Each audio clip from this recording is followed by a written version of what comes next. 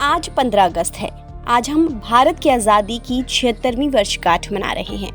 आज ही के दिन 15 अगस्त 1947 में भारत को ब्रिटिश शासन से आज़ादी मिली थी, जो पूरे देश के लिए गर्व और खुशी का दिन था।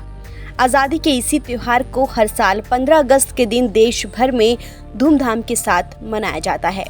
साथ ही ये दिन उन स्वतंत्रता सेनानियों की कुर्बानी याद करने का है, जिन्होंने इस देश को अंग्रेजों की गुलामी से आज़ाद कराने के लिए जान की बाजी लगा दी थी।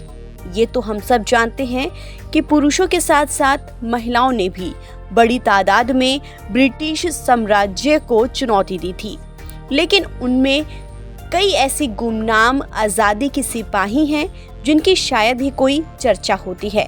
उन्हीं में से एक हैं वीर महिला का खिताब पाने वाली कल्पना दत्त का, जिन्होंने भारत की आज़ादी में भेष बदलकर अंग्रेज़ों का डटकर मुकाबला किया। कल्पना दत्त का जन्म 27 जुलाई 1913 को चिटगांव के श्रीपुर गांव में हुआ। ये जगह अब बांग्लादेश का हिस्सा है। ये वही दौर था जब अंग्रेज़ों से देश को आज़ाद कराने के लिए मुहिम तेज हो रही थी। गुलामी की फिजाओं में कल्पना दत्त बड़ी होती रही। चिटगांव से ही प्रारंभिक शिक्षा हासिल की।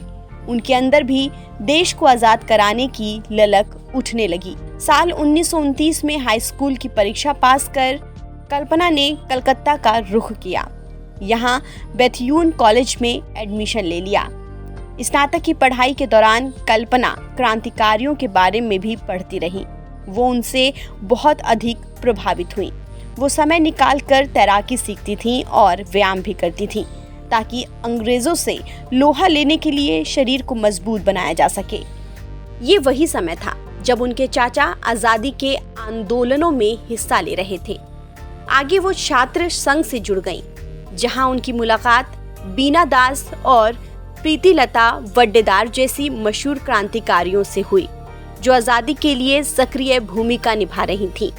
18 अप्रैल 1930 को क्रांतिकारियों ने चिटगांव शस्त्रागार लूट को अंजाम दिया, जिसके बाद कल्पना कोलकाता से वापस अपने गांव चिटगांव आ गई।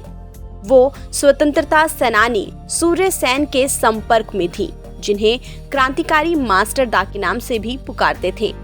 कल्पना क्रांतिकारियों को गोला बारूद पहुंचाने का काम करती रही। कल्पना दत्त केमिस्ट्री की स्टूडेंट थी। विद्रोह में शामिल होने के लिए वो सूटकेस में भर के एसिड लाती और गन कॉटन और डायनामाइट बनाने की ट्रेनिंग दिया करती थी। बाद में उन्होंने खुद को अंडरग्राउंड कर लिया था, लेकिन इससे पहले उन्होंने महिला और पुरुष दोनों को ही ट्रेनिंग दी। 16 फरवरी 1933 को सूर्यसेन और कल्पना की रास्ते में पुलिस से मुठभेड़ हो गई। सूर्यसेन गिरफ्तार हो गए, लेकिन कल्पना अंग्रेजों पर गोली चलाती हुई भागने में सफल रही। पुलिस कल्पना की तलाश कर रही थी और वो पूरी नौकरशाही को नचा रही थी। आखिरकार मई 1933 में कल्पना को हथियार डाल देना पड़ा। सूर्यसेन को फांसी और उन्हें उम्र कैद की सजा हो गई, पर 19 वर्षीय कल्पना हताश नहीं हुई। जेल में उनका संघर्ष जारी रहा। कल्पना दत्त मिदनापुर जेल में गांधी जी से भी मिली थी, जिसका जिक्र पुस्तक चिटगांव शस्त्रागार आक्रमण में है। ये तो थी उस आज़ादी की सिपाही कल्पना दत्त की कहानी, जिसने बड़ी बहादुरी और निडरता के साथ अंग्रेजों से मुकाबला किया, देश के लिए जेल भी गई। आज उनकी बहादुरी पर देशवासियों को फक्र है। उन्हें वीर महिला के खिताब से भी नवाजा गया। कल्पना दत्त ने अंग्रेजों से निडरता और साहस के साथ संघर्ष किया।